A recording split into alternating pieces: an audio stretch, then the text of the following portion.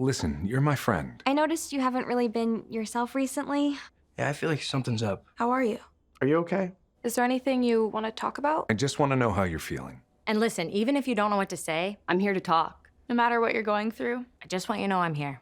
I've got your back. when you want to talk, I'm here.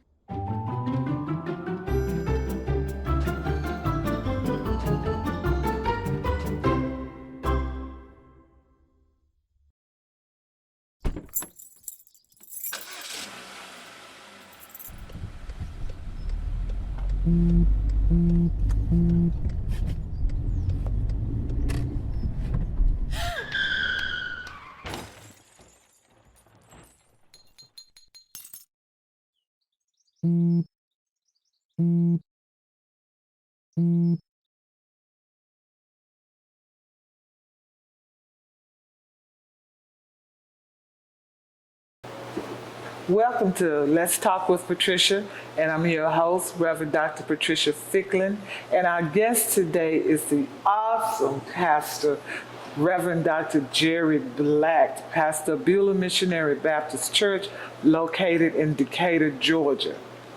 Pastor Black has been with the Lord for a long time. Around the age of 12, he accepted his Savior. Around 8, he was playing the piano. He's been a minister of music at one of his home churches.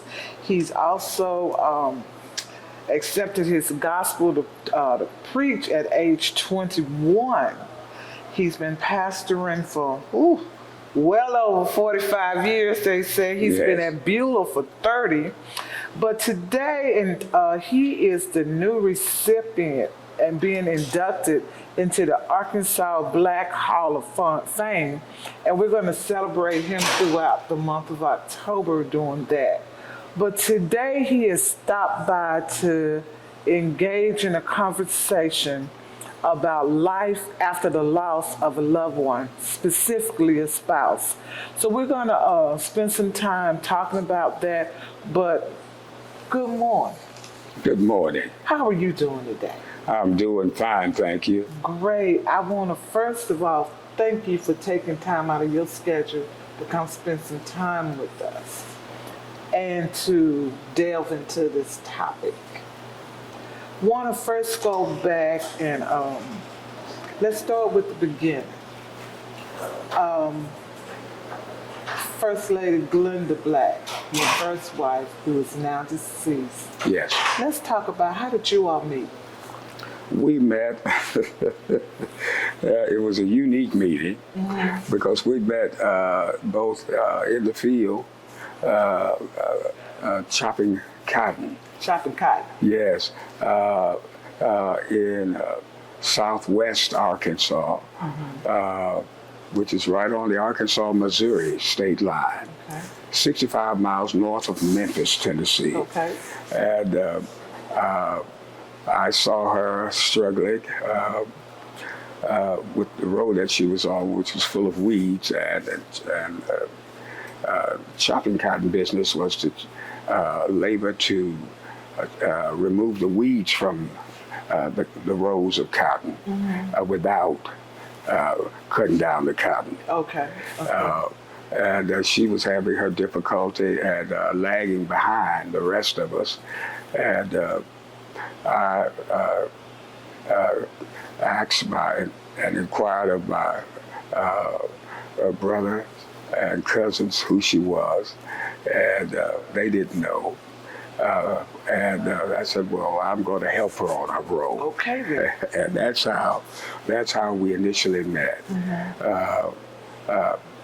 And from that, the relationship continued to grow and blossom. Okay. Yes, indeed. Okay. At what point did you all decide to marry? We had decided to marry even during our time in high school. Okay. Yes. We realized that we weren't going to rush it. We were going to wait until I had been able to get my undergraduate degree. Okay. I received that on a Friday, and a week later we were married on Saturday. Okay. Okay, so so that means you and her met in high school? Yes, yes, Okay. it did. Yes, Working cotton. Working on the cotton yes, it row. did. Yes, it All did. right then. Yes, it okay. did. So ladies, know that Boaz story is real now. When you out there working, brother will see you. All right now. So did you start pastoring? I started pastoring a lot sooner, a lot earlier than I had anticipated. When I answered the call to the ministry, I had just got married and had only a short time gotten my undergraduate degree. When I announced my call to the ministry and did my trial sermon,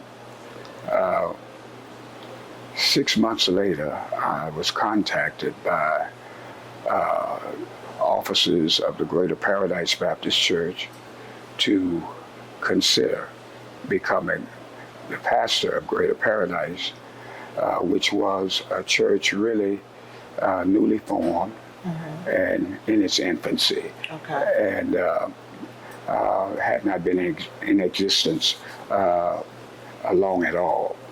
And so I turned them down. I felt that they really needed someone who would bring to the table far more experience than at that time I had. And I felt that they could do themselves a far better service by calling someone else who had more experience in pastoring and so forth, and even preaching that I had at that time. Yes, but I give them an A+ for persistence. Yes, they would not give up. A few months later, they contacted me again. With the third call, my first wife said, maybe you shouldn't keep turning them down. She said, you give serious prayer to that. She said, you said no before you'd even talked to God. And I said, you're correct. And so when they called the third time, I had given much prayer to it. And I told them that I would like to come over and see where they were having service and so forth. But to make a long story short, I accepted the pastorage of Greater Paradise Baptist Church. And nobody thought at that time that the church would become the thriving church that it became. They grew at a rapid rate.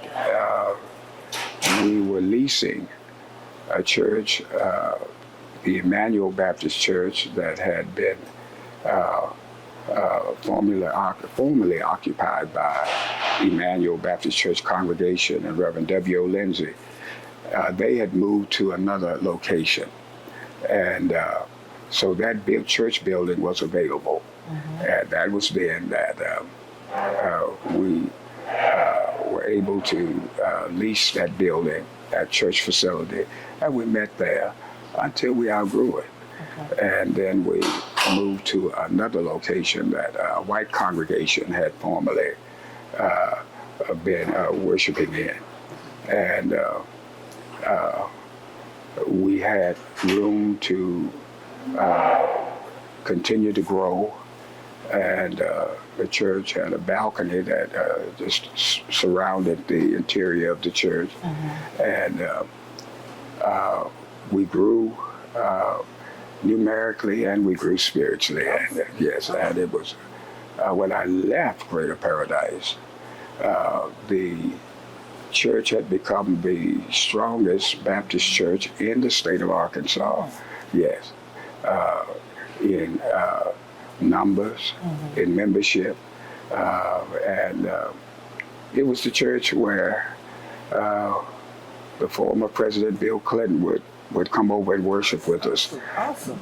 he was a member of Emmanuel Baptist Church, which was a white Southern Baptist church, and Hillary was United Methodist. Okay. But Bill was Baptist, and Emmanuel would get out far earlier than we would. And so he would come over many Sundays and sit up the balcony. Ushers would make room for him up there. He would sit there because he loved the church service and the high spirit and so forth. Yes. And he loved the singing of the choirs and so forth. And we even let him play his saxophone on the key. Yes. And I thought I would actually go to heaven from Greater Paradise Baptist Church. Yes, indeed. Okay. Yes, indeed. But then came Beulah. Then came Beulah. So you and First Lady Glenda did a lot of growing in Arkansas. Yes. Before you moved to Atlanta. Yes. And then from there, we're going to move into, because when was Miss Black first diagnosed with cancer? She was diagnosed with cancer. I remember it was 4 years prior to her passing. Okay. And when she was diagnosed, we had no idea at that point that the cancer was at the stage 4 level. And had metastasized to various parts, other parts of the body, and so forth, which was a tremendous shock for both myself and the children and other loved ones of the family. She handled it incredibly well because she didn't want the children to see her just really torn to pieces over this. And she didn't want it to impact me any more than it certainly did. She had 2 surgical procedures. I took her to various cancer centers, one in Texas, in Dallas, and then one in Chicago, because at that time we didn't have a Cancer Center of America in Atlanta. Okay. And I took her to various places. All of them were in agreement that there was hardly anything that could be done because of the stage that the cancer was in. But it was a tremendous shock to all of us because she was so health conscious. She was the one who would get on me about being more concerned about my eating and also about exercising and so forth. And so I always believed that I would precede her. I would pass away long before she would. But God saw otherwise. Yes.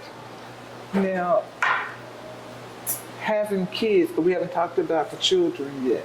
Having children at this time, well, what were the ages at this time?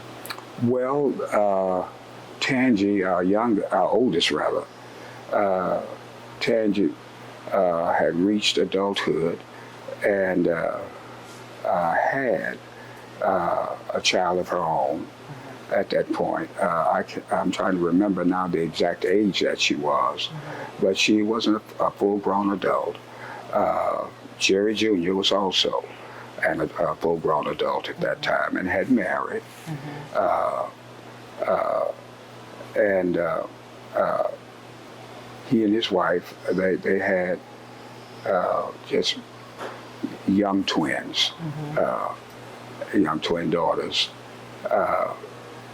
Erica and Terica were still, they were still at home. And it was a difficult thing for them,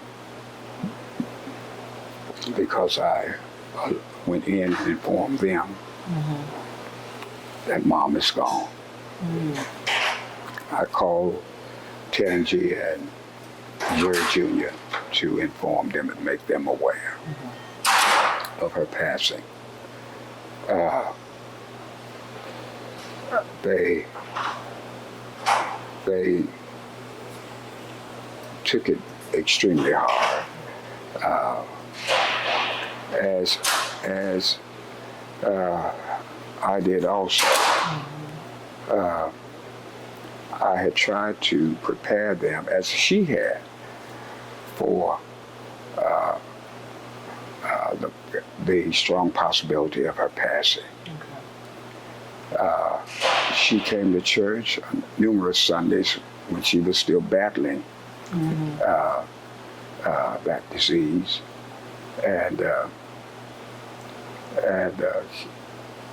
but she tried to prepare us for that time that would come, that she knew was coming, and that we refused to accept. Okay. Yeah, we were actually we rejected that. We didn't receive it. We didn't embrace it. And we would tell her, especially myself, honey, God has the last say on this. And you could outlive all of us. I said, if it proves to be God's will. She said, that's the key, God's will. She said, but I stay in touch with her. She said, and it's inevitable. It's coming. She said, and I want you all to be ready to deal with it when it comes. Yeah. Yeah. And you weren't. So not being, even though that it's common, and not being prepared for its common emotionally and mentally, what kind of processes did you all use? You use specifically, and then what to use with your children to help them through the transitional period? One of the things that proved most helpful throughout that process, because grief resulting from the death of a very close, near, and dear loved one is very hard. It's very difficult to cope with. And even though you think you're prepared, when that time actually comes, you discover how unprepared you really are. The closer the friend or loved one is to you, the more difficult it is to deal with the grief piece of it. And one of the things that I did to help the kids was, let's don't focus on the fact that she has passed away. I said, because our love would have kept her here. In the midst of her suffering, we would have kept her here, just to have her here with us. Failing to take into account all of the trouble that she was going through physically. I said, and so God stepped in and did what we would have never done. I said, but we were taught in the really the model prayer that Jesus Christ gave his disciples: thy will be done in earth as it is in heaven. But the thing that really was most helpful to us in dealing with the grief was knowing that she was now in a far better place, knowing that she was now free from the physical suffering and the distress that she had experienced and had been experiencing, to know that she was now in a place of eternal joy, peace, rest. She was now with the Lord, and so forth. And that was very helpful, because even when there were times when we thought we pretty much made it out of that valley of grief, we would see a picture, or December 12th would come around, which 11th rather was her birthday, December 11th, and mine was December 12th. December 11th, boom, it would come down on us again. July 3rd, which was the day that she passed away, boom. We would think we were past it, it would come down on us again. And so we had to constantly remind ourselves that the Lord's will had been done, and she was now enjoying a level of peace, rest, joy that was beyond our ability to even imagine. And that one day, if our spiritual affairs were in order, we would see her again. Yes, indeed. And those were the things that helped us to make it through this grieving process, because it is a process. You don't get over it overnight. It takes, and anything that involves a process involves time. But we were able to deal with it. Even now, on her birthday, we go out to the cemetery to visit her grave, knowing that she's not there. But we go out there to visit her grave and just honor of her memory and our love for her. My present wife goes right with us. And on Mother's Day, I go out with the kids, and my present wife goes right with us. But we have been able, and I can't leave out prayer, but we were able, with the help of the Lord and communicating with the Lord, saying, I need your strength now, because this is a big one. We were able to make it through. Awesome. Yes. So you touched on denial. That's one of the stages of grief. Did you go through the other 4? Anger, bargaining, depression, and then finally acceptance? And when you say, are you referring to the late Mrs. Black? Yes, late. Okay. If she did. No, those, you personally. Okay. The stages of grief after loss. Yes, Those, yes. In all honesty, I confess that I did go through those stages. Yes, there were times when I was actually angry with God because I knew He had the power to have reversed the situation or to have prevented that situation from even occurring. He knew the magnitude of the love that we had for each other. He knew that she was the mother of my 4 children. He knew that our relationship was one that was long-term. And so he knew really the quality of relationship that we had. And I was angry with him. I said, Lord, there are people who marriages that I almost wish the other was gone. But it's the exact opposite with us. Why would you allow this to happen to us? So I did go through that stage of anger. Okay. Yes, indeed. Even though I was a minister, a pastor, and had counseled so many others, but when death visits your address, your place of residence, it can become a different thing altogether. And so I went through that stage. I went through the stage of denial, refusing to believe that she was going to pass, that God was going to sweep in at any time and deliver her from it, which did not prove to be God's will. And so I went through those stages, and with the help of God, and certainly remembering what His Word says, to be absent from the body is for a child of God to be present with the Lord, and so forth. and remembering that many of the things that I had shared with members in their times of tremendous grief, now I needed to apply to myself, and it was something that took time, but over time I became better able to deal with it, and to this day I still remember our relationship, the quality of relationship that we had, and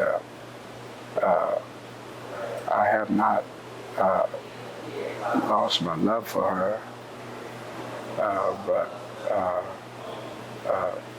God has helped me to make it through each of those stages that I know I would not have been as able to make it through, if able at all, had it not been for the help of God. Yes, indeed. What would you tell somebody who is at that point, that's angry with God and just have gotten stuck there and just can't move past? What are some words that you can give to them to help them in that process? I would share with them that it is so important, it's imperative that we realize that God's will is always best. It's not always easy for us to accept His will, but His will, I've learned from personal experience, and I share with them, God's will is always best. And even though right now, at this phase and stage in our lives, we may be having difficulty accepting His will, but as the old hymn writers said, we'll understand it better by and by. And as time progresses, we look back in retrospect and we're better able to understand. It is a tremendous help to know that, Lord, I'm having difficulty embracing this, but I know that your will is best. Thy will be done. Amen. Amen. How did, while you were going through that process, how did that affect your ability to minister? Well, for a while, it did, because I had to devote time to just really coming to grips with Glenda's passing. And I needed some me time. Okay. And to rush right back into the work of the pastorage would have not been good. Okay. And I know that even the better now. And so I realized that I needed some time to really adjust to the fact that my wife had passed away, to come to grips with it, and also to be able to realize that I had made it to a level and to a point where I could function and so forth. Because even ministers and pastors, and even those who are extremely close to God, when we are hit with the passing of loved ones who are near and dear to us, it takes time. And so we need to give ourselves that time. Okay. Yes, to be better able to cope with it and come to grips with it and to function and so forth. And so I needed that time. And so I was led of God to take that time. Okay, great, great. How did that going from a two-parent household to being a single father now, how did you work through that? It was difficult, and I must add, it was far from easy, because I would even at times catch myself going in and saying, Glenda, going into the house, Glenda. And then it would dawn on me, she's gone. And it was difficult because we had been married for close to 33 years. Oh, wow. Okay. And for over 3 decades, we had been together as spouses. And so it was difficult.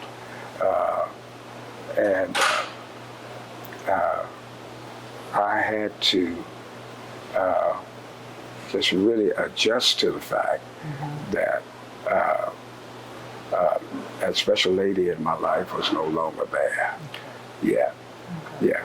A couple more questions, and then we're going to take a break. All right. When you started dating, did you feel guilty? One thing that Glenda told me when she was approaching, and I didn't know at that time that she was getting so close to her passing, but she told me, she said, listen, she said, God has another chapter for you after me.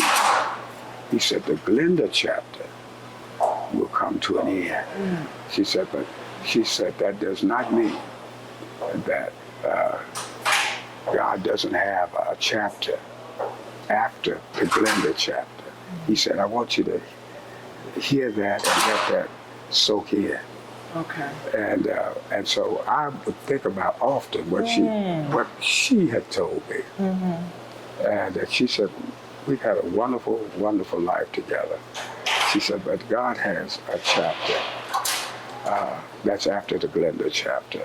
I thought I would never marry again, even though she told me that. And I remember vividly during my prayer and meditation period that the Lord told me, did I tell you that you would never marry again? And it was almost like it was you talking to me. I said, no, Lord, you didn't. He said, then why have you adopted this ideology and this thought pattern? Oh, wow. And I said, do you remember what Glenda told you? Okay. And he said, I was speaking through her then. And so I was able, now, one thing, I wanted to compare every one that I dated to Glenda. Okay. Yeah. And if they did things like Glenda did, if they measured up to Glenda and so forth. And the Lord helped me with that. He said, I didn't make but one Glenda. Okay. He said, so don't expect others that you will date to be another Glenda. Now the kids wanted me to date, surprisingly. Okay. They said, Daddy, Jerry Jr. called a meeting with his sisters and said, Daddy needs somebody and in his life, and Mama would want him to.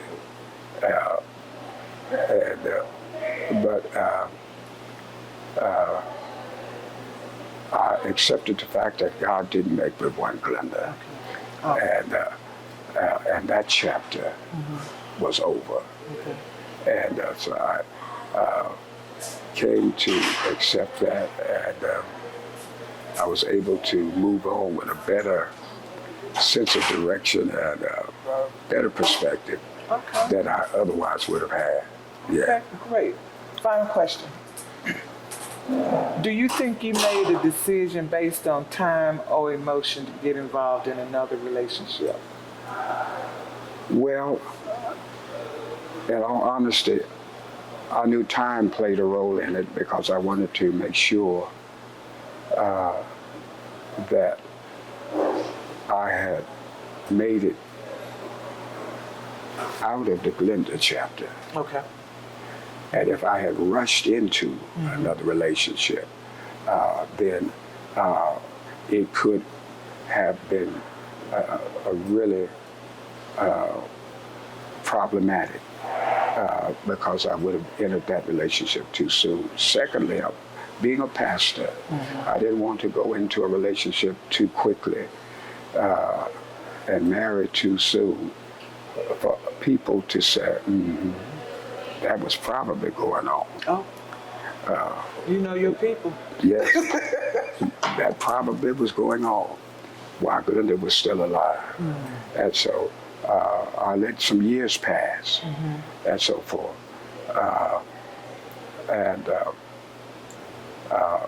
There's been a tradition in our family that none of us could get married until we brought our intended by my mother, my father, my grandmother. And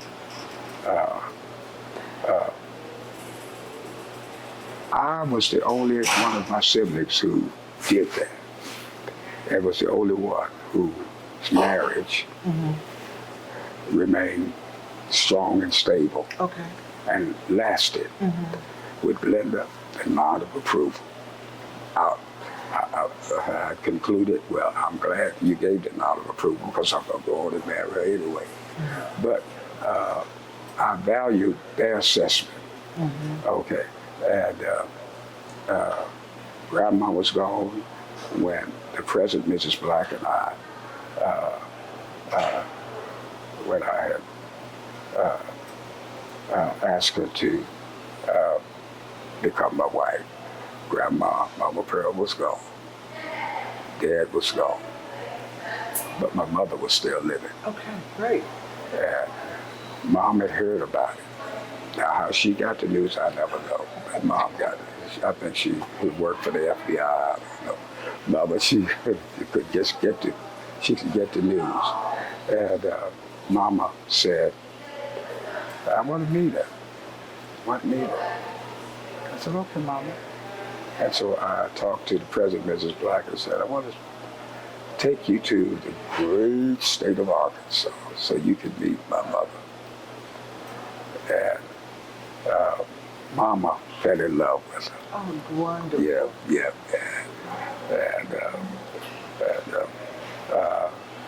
So it was something that I felt good about. And we now are over 10 years into the marriage, and it's still going strong. Amen. Yes, indeed. Yes, indeed. Yeah. And I thank God for it because I thought my life would end with Glenda. And God said no. And Glenda had told me, that's another chapter. Yeah. Well, all right, we're going to take a quick break, and then we'll be back. And when we come back, we're going to bring in First Lady Black to be part of this conversation. We'll be back shortly.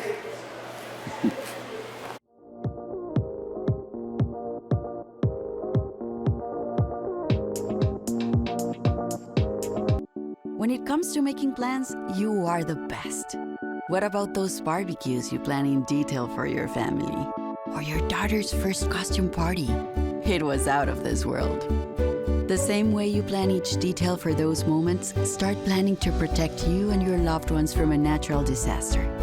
Sign up for local weather and emergency alerts. Prepare an emergency kit and make a family communications plan. Protecting your family is the best plan you can make. Welcome back to Let's Talk with Patricia, and I'm your host, Reverend Dr. Patricia Fickling, and we've been talking with Pastor Jerry Black. Now we've brought into the discussion First Lady Black, and we're going to be talking with her, and we're going to be continuing our discussion, Life After Loss. And welcome, Lady Black. Thank you. I'm so happy to be Great. And let's just do a little background on who First Lady is. She has her own bio of who she is before her and Pastor got together. She's from Detroit, graduated magna cum laude, has a degree in business with a minor in communication. She had her professional life at the United States Postal Service, where she was one of 5 executive managers in that position, black female. Yes. Yeah, so she got some history. Y'all want to know about that post office? She told me about it. But one of her things that she's most proud of, that she talks about often, is her marriage to Reverend Black. Yes. And we're going to start with that right there. We're going to go in just a little bit. All right. I'm going to let you tell how y'all met. I know he already said how we met, right? No. Well, Say that for you. okay. Well, I moved here, like you said, with the Postal Service in 2008. And I visit many churches. And because everywhere I've gone and I moved a lot, I always made sure I had a church home and a covering. And I had a godmother here. Her name was Carrie. God bless her soul. Rest in peace. And she said, don't you join a church before you come to Beulah. I was like, oh gosh, because I was on my way to Word of Faith. I was going to join over at Bishop Bonner. And she said, don't make a move. And I came to Beulah, and I came, I think, 3 times. And on the 3rd try, they got me. And I joined there, and I didn't become real active until about 2010. I joined in 9 because my job took a lot of time. And eventually, I started making friends, joined the choir, started doing different things. Well, first I did the women's choir, and then people were approaching me, oh, you need to be in the choir, you need to do this. But there was a stamp dedication that I needed to do for pastor's anniversary.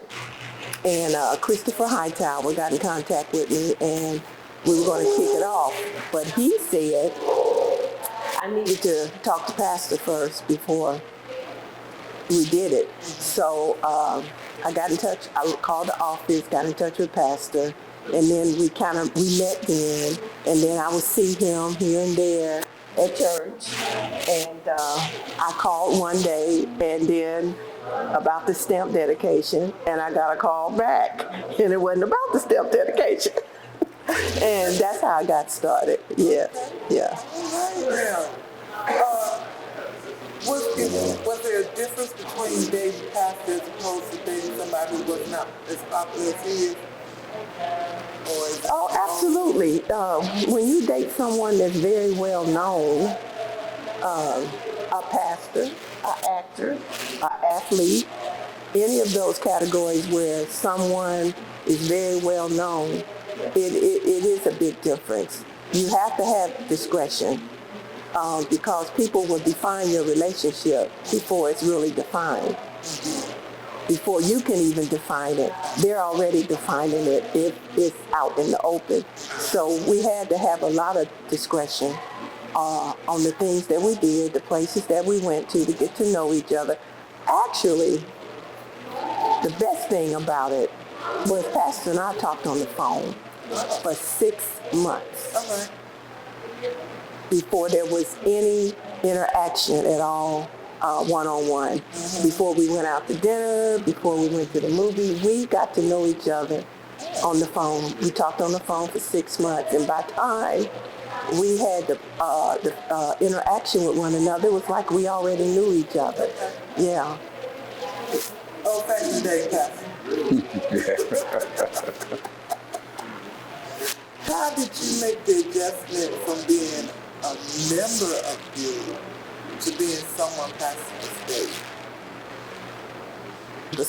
Well, actually, the dating part was not a transition because we were dating, and he just, a few months before we decided before the wedding, he announced it. So there was not a long period of dating. Now the engagement, it was 4 months. He announced it Super Bowl Sunday, 2014. We got married June 2014. So we were in, the church knew about it during the engagement period, not the dating period. Now there was a transition of going from choir member, church member, to being engaged to pastor. I mean, the day he announced it, everything changed. I mean, everything just shifted. I mean, I came out the choir stand, I was just like imploded with people. And everyone was trying to explain to me what was going to take place next, but I knew what was going to take place next. It was like people wanted to give me a lot of advice in that 4-month period. And Pastor, in his wisdom, knew that our dating could not be out and open until we announced the engagement, because that would have taken place during the entire dating period. Okay. So you all were discreetly dating for this period of time before it was announced. Okay, great. So how did you manage that? I was always in the spotlight anyway because of my job. I was always, in my position, I was always critiqued. I was always scrutinized. And I was always in the spotlight. And so because of my role, because I was one of 5 African American females, so there was a lot of scrutiny going on. So I managed it because I knew I would be scrutinized. I knew I was going to be watched. I knew I was going to be Googled. I mean, the family even said they were Googled. But you know what? My family did the same thing. All right. Because they felt like I was special in my family. And people that I had friends with, I wasn't a pastor, but they knew I was a catch. And they didn't want anyone messing over me either. So they Googled him, they questioned him. So we both went through the same thing. We expected that. So I knew it was going to be a transition, but I tell everyone, just be yourself. Just be yourself. Don't try to change for anyone. Just do what God tells you to do and be yourself. But Pastor, how did that affect your ministry once you announced the engagement? Well, there were those who, for the most part, the church family pretty much embraced it. I think some of them had concluded that it would be someone else because they didn't know at that time the relationship that was existing between me and Kate. And so they had concluded that it would be another individual. And they pretty much thought that was going to be it. But that was not the way it proved to be and turned out. And so some were in shock and they had to get over. Did you know? The day what about the day he announced it? No, I didn't find out because at that time we had 2 services. Okay. And he never gave us the good news at 7:30. The late service. So y'all heard about it through the committee, the street committee. I heard about it later at a Super Bowl party. Okay. As a matter of fact, I was attacked for not letting somebody know. I'm like, I can't tell you something I don't know. So we did What are good. you talking about? So I was like, oh, for real? Well, bring me up. I was like, well, good for Pastor. You need what? Awesome. And I think that was the sentiment of many, that he had been married for 32 years, and he was a husband. He was a person that needed to be in a relationship, but it needed to be the right person. And I think everyone wanted him to be happy and that he needed a wife, but who was it going to be? And they just did not want anyone marrying their pastor. Exactly. Yeah. Yes. Yeah, and that's a big thing because you are responsible for him, and he's responsible for us. So, like any parent, we want to make sure, because all of us, he got all our daddy, whether he wanted to be or not, but he is. We look for him for spiritual encouragement and wanted to see him move through that whole transition of it, that there was life after. And that's what we're talking about. Finding life after a loss. Life doesn't. Yes. And finding that right person to help you make that connection in that one that's caring and loving. How was it coming into a full family? Oh, that's a good one. Well, you may know, I didn't have any biological children.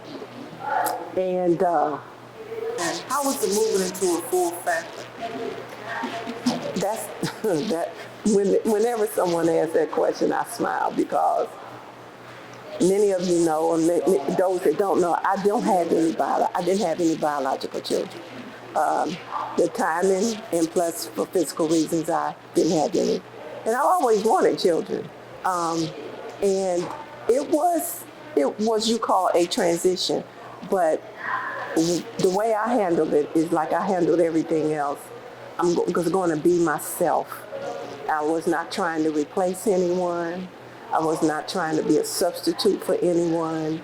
I was marrying Reverend Jerry Black, the man and the pastor, and he happened to have 4 grown children. And eventually I knew things was going to work out. I mean, they were very nice. I mean, everybody was they were receptive, but I knew I didn't want them to think I was trying to replace their mother. And that was going to be a key when you do blended families, whether one person has kids or both of them. You cannot go in with thinking that it's going to be easy, first of all. And you have to put each other in a comfort level where you know I'm not trying to take your mother's place. I'm not trying to take your husband's place. I'm not trying to take your sister's place. This is just where we are at this moment in time.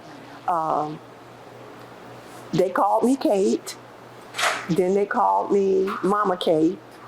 And again, I remember Sister Lampkin saying, when they get to know you, eventually they all gonna be calling you Mom. I don't know when that transition happened, but it's Mom now. It's Mama, Mom. And they call me, and he's like, well, they don't call me. What's the problem here? I said, well, that's what we prayed for. We prayed that eventually we would become a family where there was not a Kate and a Jerry and that's my daughter. When someone asks me about the children, they are my children. Those are my daughters, and that is my son. And that's how we feel. That's just how it is. But it wasn't at first, Reverend. Okay. And like I said, I was thinking over there, when did that happen? I think it was Jay first, and then the girls, of course, they were slower. But now they're all over it. Mama this, mama that, ma, whatever. And it's just a wonderful feeling because I never thought I would be in that role. And my sisters and my family tell me I wear it well because the grandbabies, I'm basically the only biological grandmother that they know. And so when I started with them when they were little, 2, 3, 4 years old. And so they know their biological grandmother. They know Grandma Glenda. They know her because the children will never, and I don't want them to do that, not tell them about their grandmother. And they know their grandmother for themselves. But they know me as Nana and Grandma. And it's just a wonderful relationship. And it's a fulfilling relationship too. Great. Yeah. Now, Pastor Black, how did you help in that transition?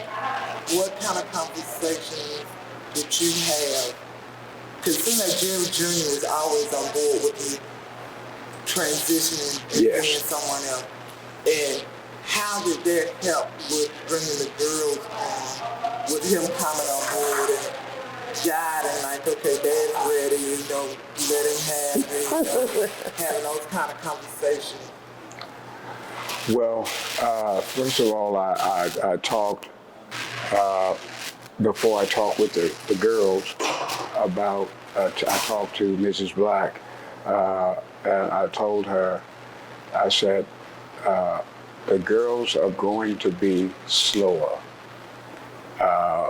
embracing you. I said, I want to prepare you for that. I said, I know them.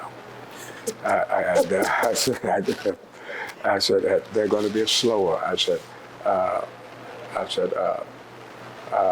eventually you'll see that they're going to come around. I said, but the girls are not going to be as quick to embrace you as Jerry Jr.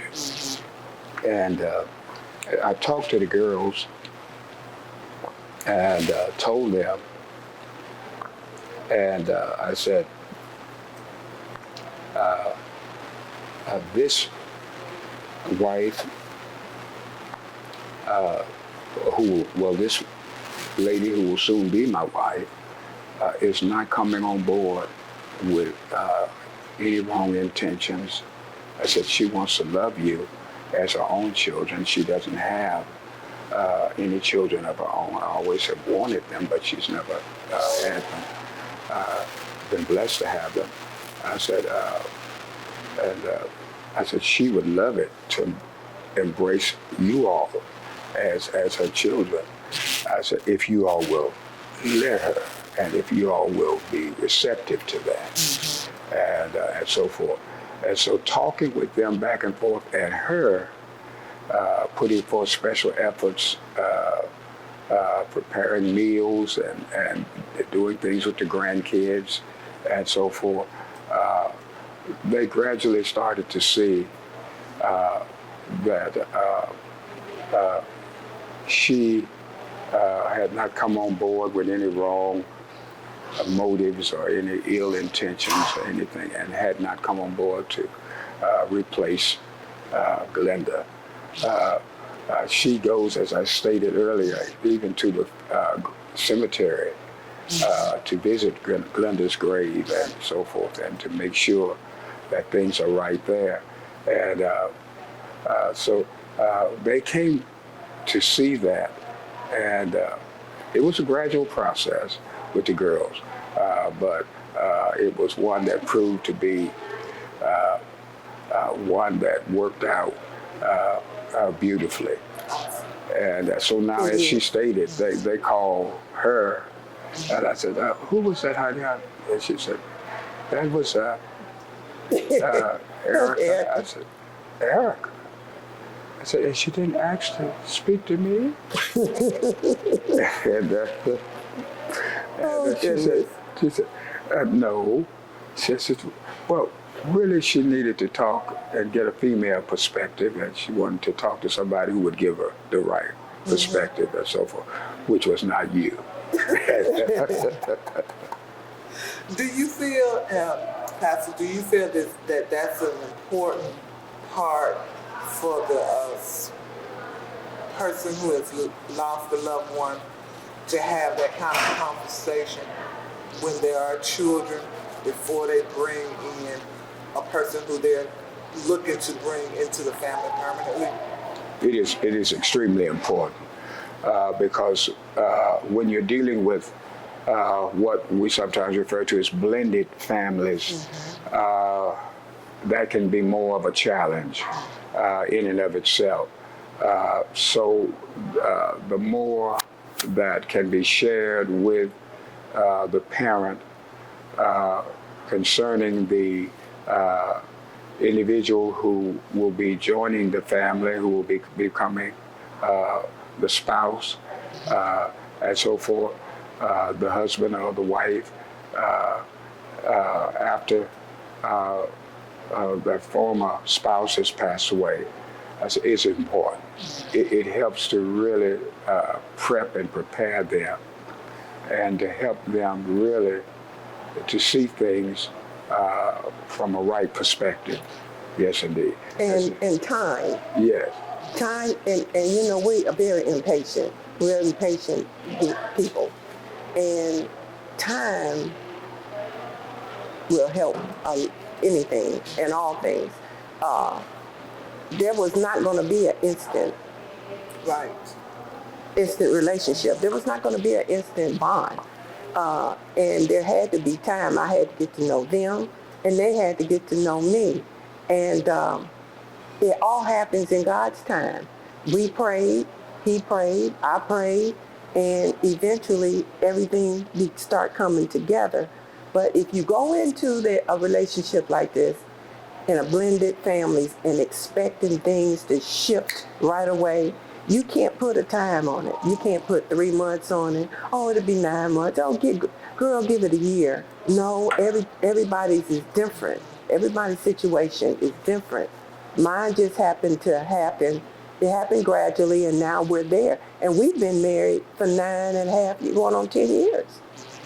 But can I tell you when it was just gradual. The different stages in the relationship too. Right. Trust, bonding, doing things together, communication. Everything just grew at a gradual pace. And that's something I was going to ask too, as to did you allow everybody to have their own emotional transition? Yes, Absolutely. most definitely. Whatever it was, whatever emotion, you never denied what they were feeling. Yes. Absolutely. Yes. If there was days that they didn't want to be bothered with me, there was days they didn't want to be bothered. And that's how it was, And then there was days that I might not wanted to be bothered, and I wasn't bothered.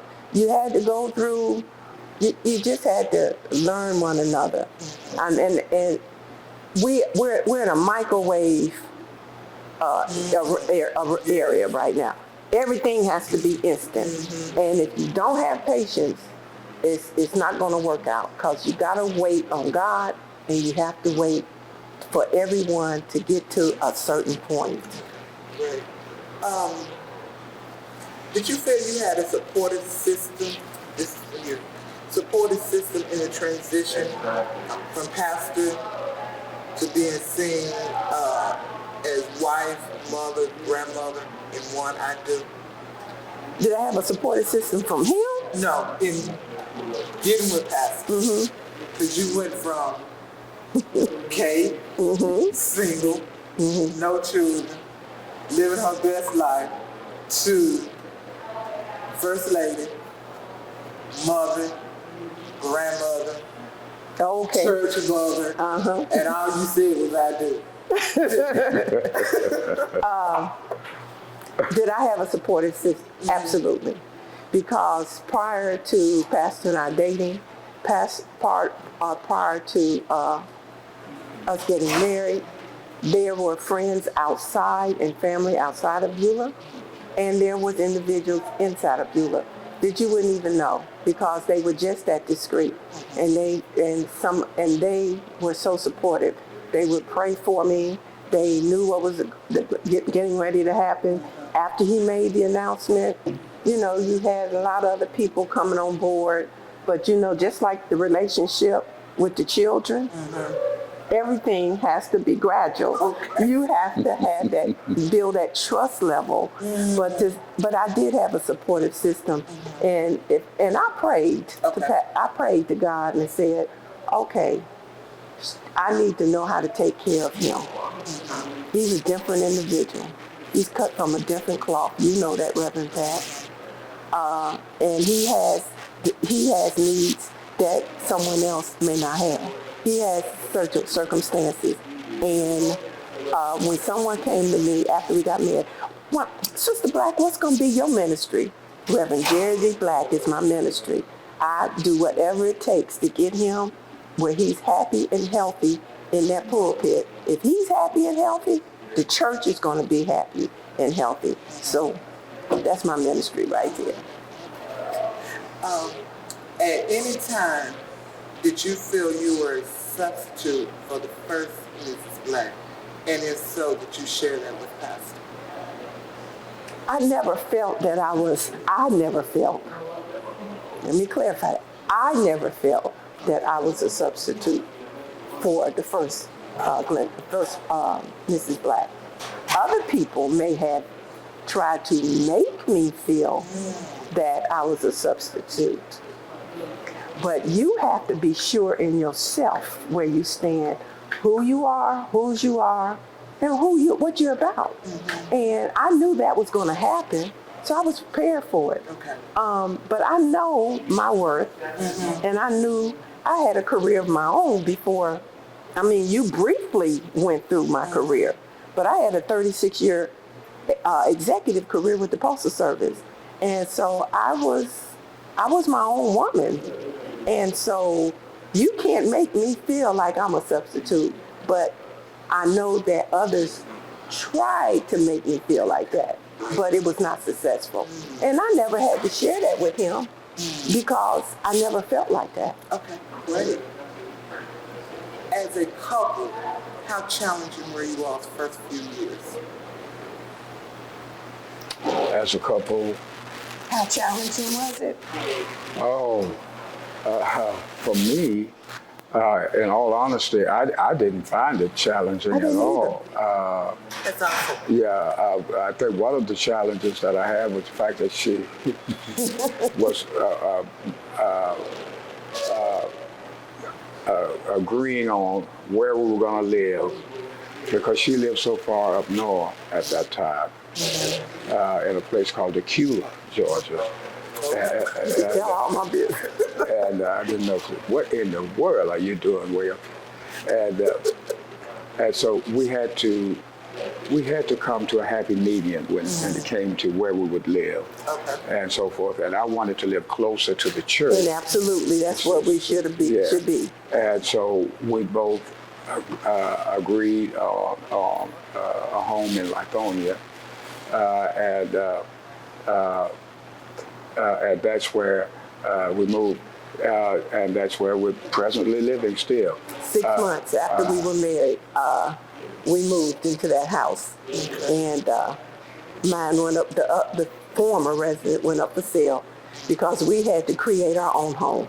Right. Yes. And we had to create our own home. And he's a man's man. He's a preacher's preacher. He's a man's man, and he was not going to be living in a house that I bought 7, 8 years ago. Wasn't gonna happen. Just wasn't gonna happen. Okay. Some people are comfortable with it, but I knew that was not gonna work, and I knew we was gonna have to eventually move.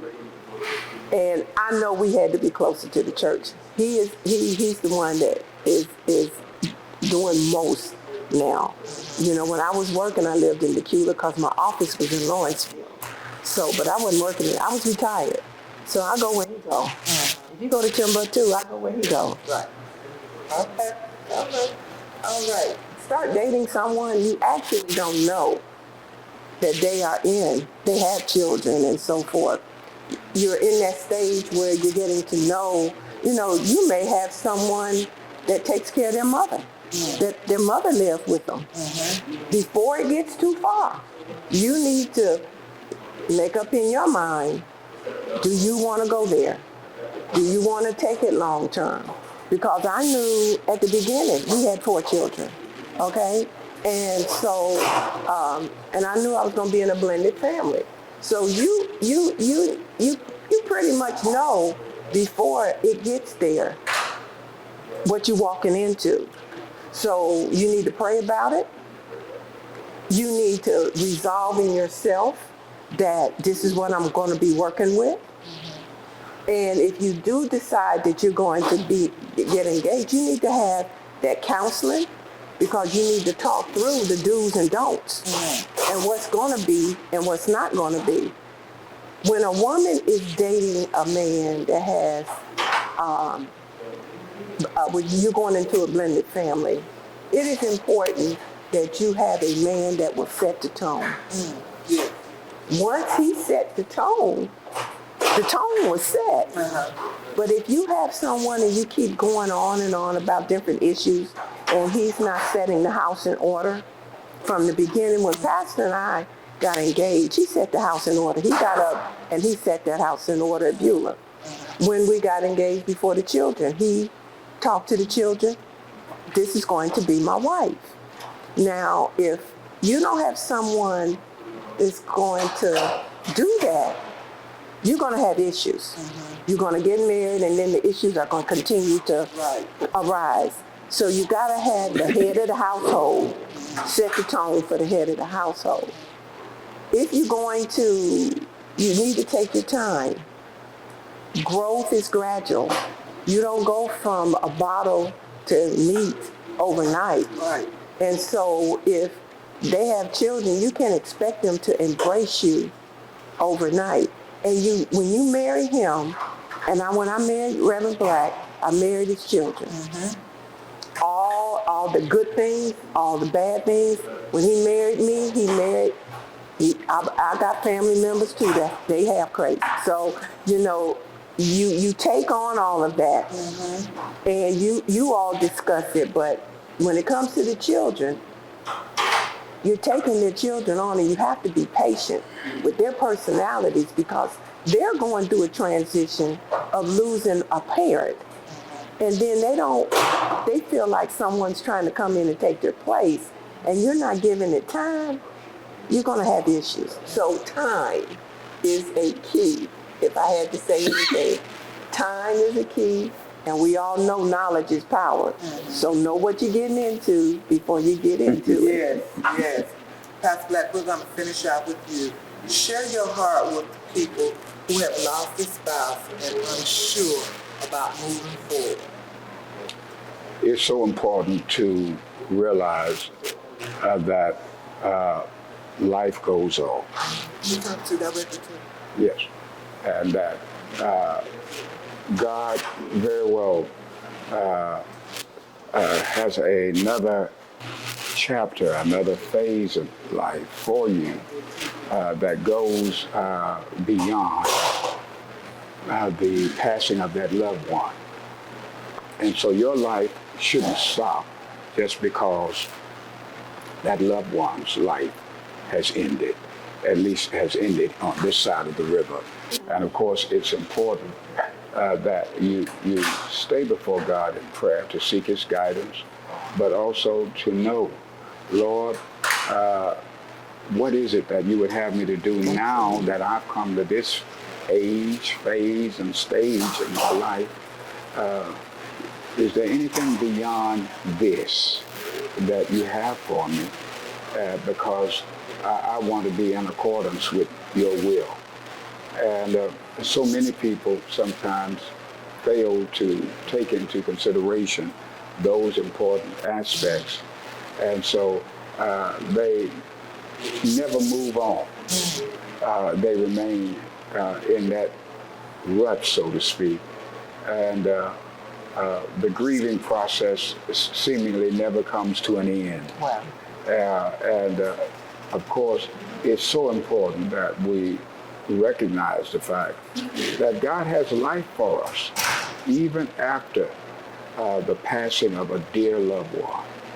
And of course, that life that he has for us can be a blessed life, it can be a wonderful life, it can be a complete life.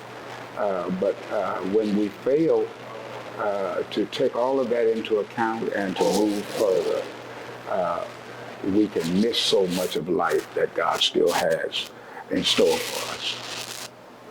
Thank you, Pastor Black. Thank you, First Lady. God bless you. Thank you. Thank you, thank you, thank you. I want to thank you, our listening audience. Do you remember our first group photo? This is it. Smiles all around, even though we were all nervous. Who could have imagined that our first weekend together would soon turn into a lifetime of memories? You're an amazing young man. Your brothers and sisters really look up to you. They're a big brother. It's so cool to watch the adult that you've become, and you really have done as much for us as you think we've done for you. You know, it took 20 years, and I got my third child, who was 17 at the time. There's so many rewards in life. You coming into our home was one of the greatest rewards we could have ever had. I ain't never felt so much love before in my life.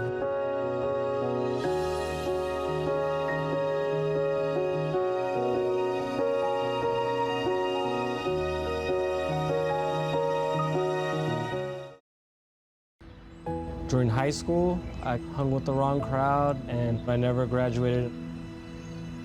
I helped Santiago in many different ways, like all fathers do, because he always wanted to go to college.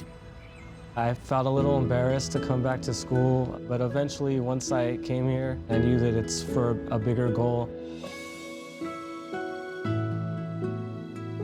He was very dedicated, hardworking. He connected with his teachers, he connected with other students. That was one of the key reasons why he was able to keep forging ahead. It was amazing to see him graduate. This was one thing that meant so much to him, and of course, it meant so much to us too. With the help of my father and having my son, that was all the motivation that I needed. That support is everything. Find free adult education classes near you at finishyourdiploma.org.